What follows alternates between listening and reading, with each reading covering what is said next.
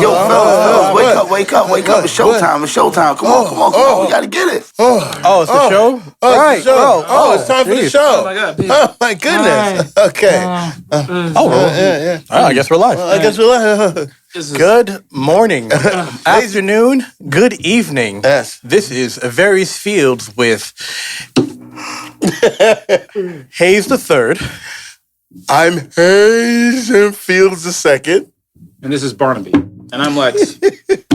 Thank you, ladies and gentlemen. That is called acting. Please give us some round of applause there. We're still waking up, so not too loud. Not too long. So you may be wondering, why would these three people start a show by sleeping?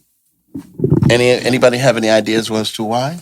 Because we're tired and it's good to sleep. It's good to sleep.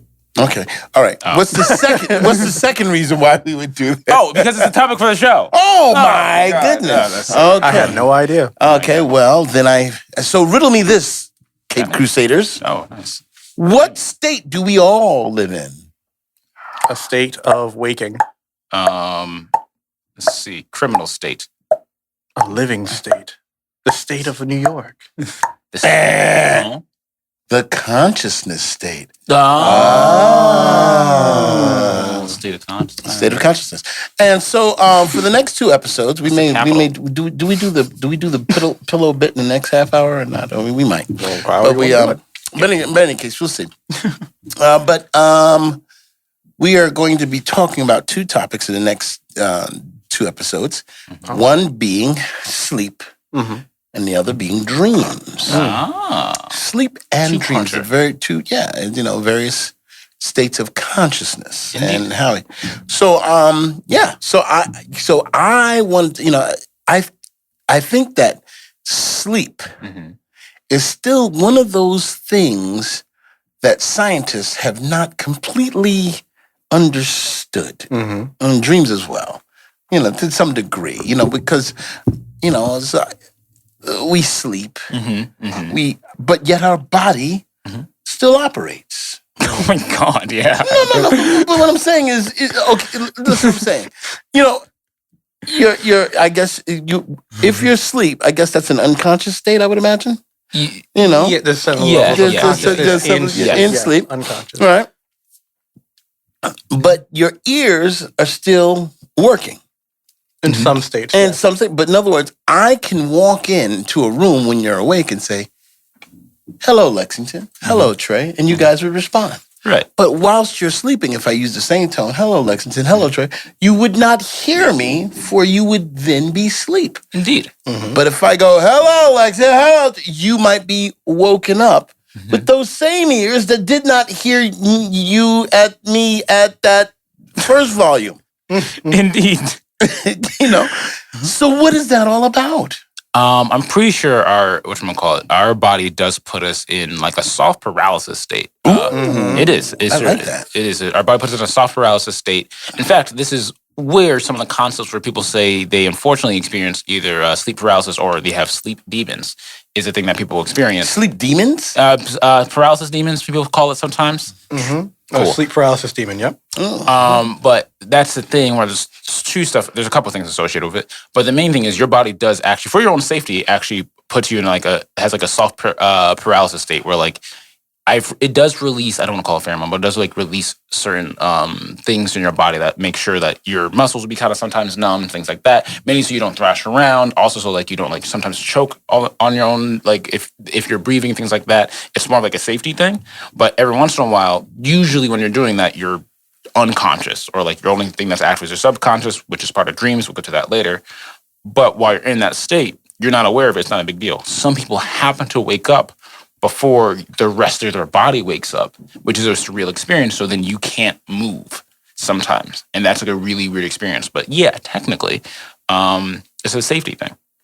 I marvel at these gentlemen because they've both very smart. And I did a very terrible demonstration. No, and I don't know anything. I really don't. We don't know nothing, is what my father used to say. But that was very good. That was very good. Please expound on sleep in and of itself. So apparently, I was looking up some more of it online. There was actually 4 stages that we put ourselves in. There's 3 non-rapid eye movement states, in which case your body, as Lex says, REM. begins to shut down. And then the final state would be REM, which is rapid eye movement state, which basically is when we are experiencing the most of our dreaming, our dreaming states. Like in time, yes, your body shuts down or lowers your temperature, right? And basically allows your body to be aware that you're not going to be in full control of your body at this moment in time. Because sometimes in your dream state, you are going to be in excited moments, or there might be moments in time when you are going to want to react to a thing. Like we've all had dreams when we are falling. We all had dreams when we're chasing or running away for something, right? The 3 states prior to this dream state basically allows your body to say, like, don't worry, it's just we're playing commercials while we are allowing your body to recover from all the physical activity, right? So don't react to this. Your body's in recovery, right? And as you are idle and where like your body is currently, just putting you through the motions of being aware of its recovery, right? It just shuts the rest of your body down. So like your hands won't move, start getting heavier, your body temperature lowers, so that way all your other metabolic functions and energies can be worked on at different parts of your body. We don't always use 100% of our brain at all points in time, right? It's always active. It's always running parts of our body. It's always working other parts of our body, right? But most of the time when we are conscious, we're using more of our active states, right, than our non-active states, which is basically our heart movements, our lung breathing. Like we don't have to think about these things, right? But all the other things that we are not thinking about, right? Not thinking about would just be controlled while we are resting as well. Wow. Wow. So dealing just with sleep itself, I think that there are things that are just amazing to me about the human body and how we sleep. Indeed. The concept of shutting down, being unconscious, and then at some point in time, without being, woken up by somebody, your body will stop sleeping. Yeah. Now understand, we do it every day. Right. But sometimes I like to think about that. It's like, think about how deep that is, that your body on its own essentially recharges, right, or reboots, or does something. You're right. That without the help of anything else. I know we use alarm clocks. I know I do. Right. To wake myself up at a certain time. Right. But then, some people will wake up automatically within a certain amount of hours. Like their body is tuned to a certain amount of hours. You're referring to the circadian rhythm. The who? Basically, the rate in which they sleep is also based on how their day-to-day processes. What did you call it? A circadian rhythm. Sometimes mine's a little offbeat. Comedy aside, these guys, I'm telling you, they're very bright. Let me just ask you real quick, because you work night shift for the most part, right? Yes, I do. So, right, what times do you, without an alarm clock, normally wake up? I wake up with mostly about 5 hours of sleep. With 5 hours of sleep. Well, again, for the most part. Please, for the internet, please be aware this man works every day of his life for the last, how old am I? Every day of his life. Did you look at Did you just look at your wrists? Yeah, it was half past a freckle. I just want to at least let you guys know. Give yourself an applause for that. That was very good. Okay, go on.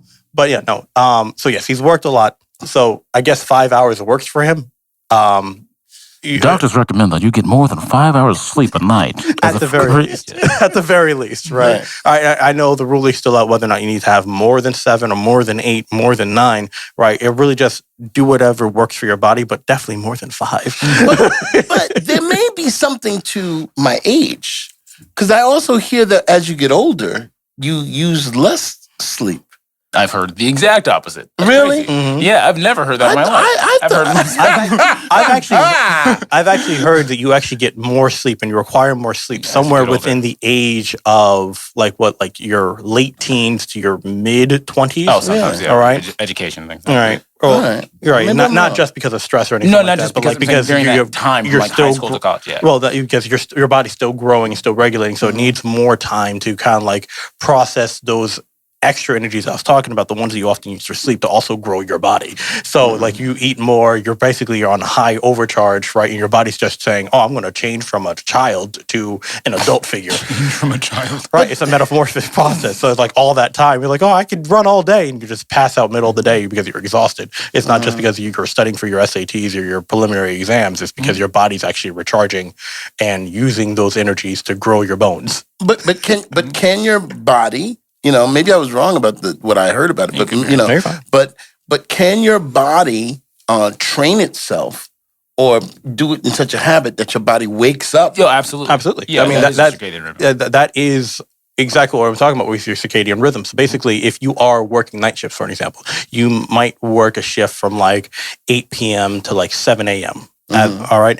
And then your body would want to naturally fall asleep anywhere between 9:30, maybe even 10 in the morning, right? And then wake up around 3 to 5, all right? And then you do it all over again, right? People that are normally adjusted to working those night shifts, your body becomes aware of your rhythms, right? And then say, oh, this is when I need to be more active, right? So I'm going to change over, day or night, doesn't really matter, to these more active hours to be more alert then, and then shut down when the sun's up in the sky. That's interesting. Yeah, and just to let you know, for all of yours out there, if we're not putting yours to sleep, dang it, please like and subscribe, hit all the buttons. That was good. Start it over. No, but it gotta was be a clean delivery. No, but it was good. It was good. It was still good. It was a good hit. That was a good hit. Hit the table just fine. Listen, also, we are trying to get to 500 subscribers. So please, we are planning to go live with musicians and singers and dancers and possibly jugglers. I don't know. But it's going to be a big brouhaha, a Lollapalooza live version of various fields. And we'd love to do that on a live thing, but we really want to get 500 people to do it, to get it done. So help us do it. Tell your neighbors and friends, knock on doors, send out brochures, and Can't wait to get a Lollapalooza. Yes, indeed. Never been to a Lollapalooza. But can you sleep directly after experiencing a Lollapalooza? Yes, I can. Okay. I have realized one of my favorite things about having a circadian rhythm or having a sleep schedule is how much you can either train your sleep schedule or how much you can mess up your own sleep schedule by not keeping one. Yep. I remember for a while, there's a point where I technically had 3 jobs. I was working at news. I was also doing freelance and kind of in film at the time. And then I was also doing a side job at a local store called Emac and Bolio's. And there was a coworker there that had asked me, he's like, oh my gosh, what is your sleep schedule? How do you balance all that? And my response was, what? Because I forgot that sleep schedules existed for a while. And that is unhealthy. That's true. While we're speaking about it, because feels like it's a very, I don't know, maybe an American thing. Don't let capitalism and the hustle get in the way of your sleep and get rid of 8 hours of sleep. Yeah, and don't let them get mad at you. Listen, you deserve 8 hours of sleep, America. You deserve to get your rest and make sure you get that money and support your family. But at the same time, make sure you support yourself. This has been a message delivered by Lexington M. Fields. Very good. All right. Wow. Wonderful. You made me lean in. I'm sorry. Hey, okay, you can stop. Oh, okay. But anyway, all right. So we what have we talked about? So we've talked about the normal the what is it called? The recommended amount of time is 8 hours of sleep. That's what we always talk about. That's what we 8 hours. Always hear at the very least. All right. So let's talk about things that we all experience. Do you find that when you wake up to start whatever your day is, that it's in that last hour of sleep where you feel that you could sleep another 8 hours? It's, for me, when it's time to wake up, it's almost that very time. Like, I wish I could sleep more. Oh yeah, I think I feel like Sleepy Lex can convince Sleepy Lex. Yeah, Sleepy Lex can convince Wake Lex to do a lot of things. Sleepy Lex is like, hey, listen, I know you have work in maybe an hour, but listen, you got 40 more minutes. You can get to work in 20 minutes. Don't worry about it. Ooh. Sleepy Lex can convince a lot of people. Sleepy Lex is a very sly guy. I also believe that there is a separate person when I'm a more tired haze than a more awake haze. Yes. Sleepy Ooh, Lex you is- see, you know what it is? I think I'm controlled by more fear of poverty haze. So fear of poverty haze says, get up. Get up. I'm not saying I don't get up. I'm just saying. No, I'm not saying that, but he speaks louder than sleepy Good. haze. Good. You know, not all the time. You know, Right. but then there's dead sleepy haze where it's like you're done, and it's boom, and and there's nothing you can do. Right. No, I believe if there was a fear of poverty haze, I think that's just my waking state on the regular. And then sleepy haze is just like, nah, I'll take the rest of the shift in here. That's really it. It's just like 8 and 16. That's all you're getting. But on the opposite side, we talk about being sleepy. What's that point of when your body is so sleepy that when you get home, you just are done? It's like almost Exhaustion. Exhaustion. When you are so exhausted, it's almost. In fact, the police tell you, or the traffic people say, don't drive tired. Don't drive Is it drowsy? Don't drive. Yes. Don't drowsy. Don't drive drowsy. Tired, exhausted, sleepy in any way. Yeah. Yeah. So there's things in your body That can require you to fall asleep. will make you fall asleep. Absolutely. Yeah, absolutely. It's his job, technically. Like you can't. You're not. There's a lot of stuff where it's like, hey, power through, and then honestly, it's a good thing. You know, if you have a healthy lifestyle and all that kind of stuff, and you happen to get tired, it's probably best to not give into that urge and fall asleep on the job or fall asleep while you're doing something important. Right. But if you are consistently pushing off and not going to sleep and not going to sleep, at some point your body's going to be like, all right, you're taking control. Isn't that interesting? I think that's amazing. I'll tell you, there's actually a moment in time when I was working for a kitchen, right? And I was going from, washing dishes to cleaning up in the morning. And I know I was still going to school that time. So I think I was up for like a full 24 hours at that day, right? But I remember specifically I was so tired that when I was mopping the floor to basically prepare the kitchen to open up again, I think I saw a plane of the school campus vividly in front of me, right? And a couple of my friends like sitting in the grass and saying like, hey, how are you still mopping the floor? We could play now, right? And I was like, yeah, no, I need to sleep. Oh my God. It happened when A full illusion. like a full illusion. I was so tired that I saw it like kind of like open up to me slowly. It was like, no, we're all That's here. That's You can play absolutely with terrifying. us. Don't go into the light, Trey. Don't go into the light. I was very tired that day. Wow. All right, so it does happen. All right, so please get your rest when you need it. All right. You guys are smart. I'm gonna throw this at you. Maybe. Okay. Then explain sleepwalking. Oh, I don't think I can. I know exactly what sleepwalking. Sleepwalking is when you're walking but asleep.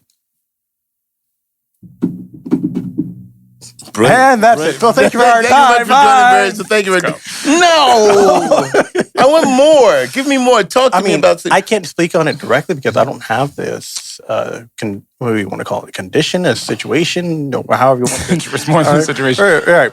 I know it's like dangerous, right? Because like you are in a state of unconsciousness and your body's still in its waking. Like all the systems that were, stage 1, stage 2, stage 3, one of those fail safes didn't fire. So you're allowed to basically activate your body when you are asleep, right? Mm-hmm. As lucid as your dream might be, you're still interacting with the physical realm, if you want to call it one.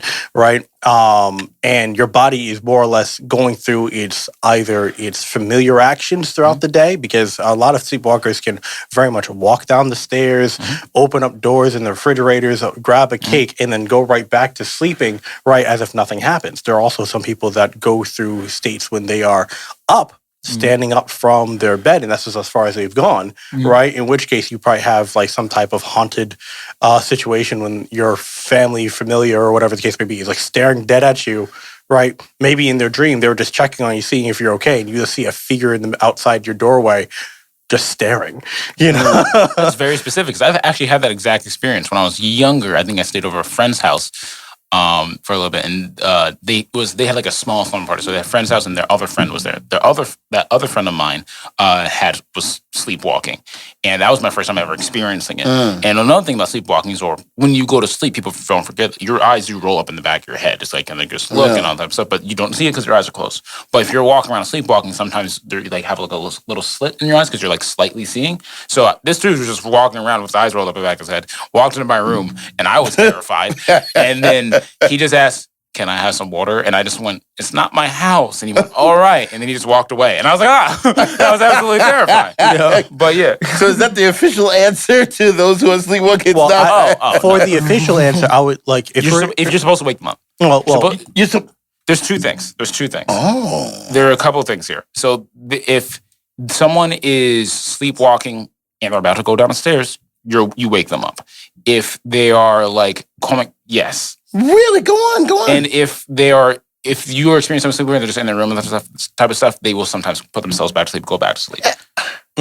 Listen. I was going to say, for the official answer, I would love to actually talk to someone who actually has this situation in their life so I can understand what this life for them in time. But like, we're doing about this live situation, so I would love to actually know more about that personal thing that you guys are going through so I can understand it more. That would be great. Well, listen, the thing, I have to say, you just blew my mind with that information because I'm an avid television watcher, and I've been one since a kid. And there are three things I've learned from watching TV, all the cowboy films and television shows all my life. Three things I've learned. Number one, if a man is in the desert and he asks for water, you give it to him. You can't give it to him, quickly. You gotta drop. Hey, easy. Don't drink it fast. Never understood that, but television tells you never give it to him. He can't gulp the water. That's number one. Number two, if you ever get into quicksand, don't flop around. I've never been near quicksand. I've never been there, but I know if I ever get in quicksand, I'm not going to move around. I am going to look for a vine or ask for a rope. And the third thing I've always learned was never, ever wake a sleepwalker because it's dangerous. I've heard it's dangerous, but that's sometimes if you like wake someone about a nightmare or something, they might have like a fight or flight response or something like that. But also sleepwalking itself can be dangerous. So if you see someone sleepwalking and putting themselves in danger, it's better to wake them up. Yeah. So I guess what I've learned from this is information that you get from television could be wrong. Information is conditional. A lot of times. A lot of times there's certain things that things are conditional. Wow. But, do your research first. Yes. Nels, did you enjoy waking us up to do this program? Yes. Okay. Do you have any feelings on sleep? Like what are some of your sleep experiences that you would share with the public? What have you experienced while you're sleeping? Are you aware? Do you journal? There you go. Oh yeah. That's kind of pushing us into the next thing there. Well, how much time do we have left? 7 minutes. 7 minutes? Yeah. All right. Well, all right. So let's talk a little bit more about sleep itself because we don't want to give away the. I find it funny that you brought this topic up because I really do think sleep is something that you specifically should get more of. Absolutely. I feel like, balancing out rest and work is a very important thing. And I feel like it's something that's like very Americanly produced or like something where it's like, I think something that I've experienced, especially when I got into a mode of like, I was always working. There's a small pride, I think, when it comes down. It's like, I haven't gotten any sleep. You get to tell people that as you're working, like, oh my gosh, you haven't got any rest. And I feel like it's become like a small braggadocious thing. Absolutely. Where I think it's kind of unhealthy of like, because now people are like, oh my gosh, I only got 4 hours of sleep. Like, you only got 4 hours of sleep and you're still killing it, man. You're like, yeah, I am. But you do that forever. It's unhealthy. Objectively, it's a bad thing to do. All right. Well, you got to understand. I got this from my father, well as my sisters. My father, and a great deal of this program is dedicated to my father, Hazen Fields the first. Well, he was always just Hazen Fields, but I guess after I became the second, he became the first, and you therefore became the third, and you became Lexington Malcolm Fields the only. And I'm off brand. But he really believed, and he would tell us, if you sleep past 6 a.m., you're a bum. So he was a cab driver and he got up he was up at the crack of dawn and came back late, like after 6, all the time. I would hear him coming home with his keys, and that's how I knew he was coming home. You'd hear the keys in the hallway, and, but that was it. So he would come in our room early in the morning. My father did something. He didn't like wake us up like, hey, good morning, Hayes, wake up.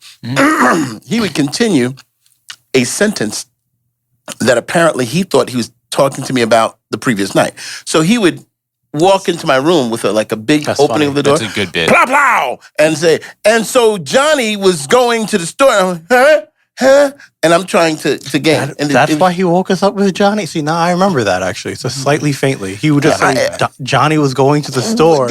You know what No, because he's used that line on me before. But I've never understood who Johnny was. No, but he would just I say thought it was anything. It a story. wasn't just Johnny, but I mean, he would just begin sentences. Oh, okay. You know, as though we were talking. You know, I'd be dead asleep. You know, and he would be talking. He would come in the room, not good morning, wake up.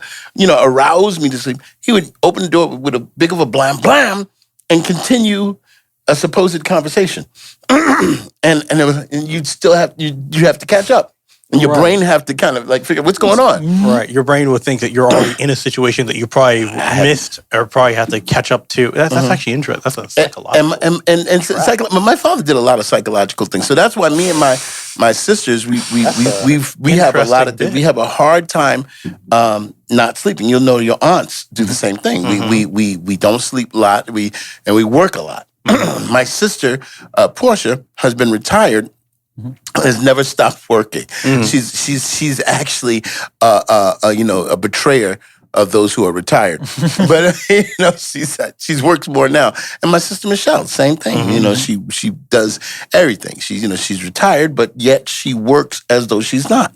And so we grew up that way. And so when we would get up in the so imagine my difficulty with the concept of if you sleep past 6 a.m., you're a bum. And my career has always taken me to work overnights. Right. So when I would come home, I would be home in the daytime feeling like a bum. And then when I would see my neighbors in the daytime, I would be up and I felt in my head like they're looking at me like, look, because I work weekend nights. That's ridiculous. Working nights. I work a 12-and-a-half-hour shift, Friday, Saturday, Sunday nights. And so it looks to my neighbors in my mind, oh, he goes out carousing for the weekend and sleeps, and he's out of work. Is that what your neighbors have told you? No, that's not just at all. The mentality That's that you've just had. that's because you're a bum if you sleep past 6 a.m. I know. We also know our neighbors. Our neighbors told you to go to sleep. That's true. I remember this happening. And I'm saying, I know very specifically. A lot of these like. A lot of our neighbors like this guy works a lot. Does he ever sleep? I understand, exactly. I understand. But what I'm saying, I'm talking about what's in my head. You know, it's like no matter what. You know, I always felt like, back home from the party, Mr. Fields. You know, because also I would play music. I would sometimes leave out and have guitars and stuff. Yeah. So sometimes I would go play something before I would go to work. You know, and so That's so funny. You know, so it's an interesting thing. So, but we only got about 3 minutes left. Okay, so let's make our little last thing. That was a little true. We don't know nothing came from my father, and he's a lot of reasons why we do this. So I'm gonna have the guys go around and give one little last bit about sleep, and then we're gonna close out. Go to sleep. Wow. Okay. I don't have much on sleep.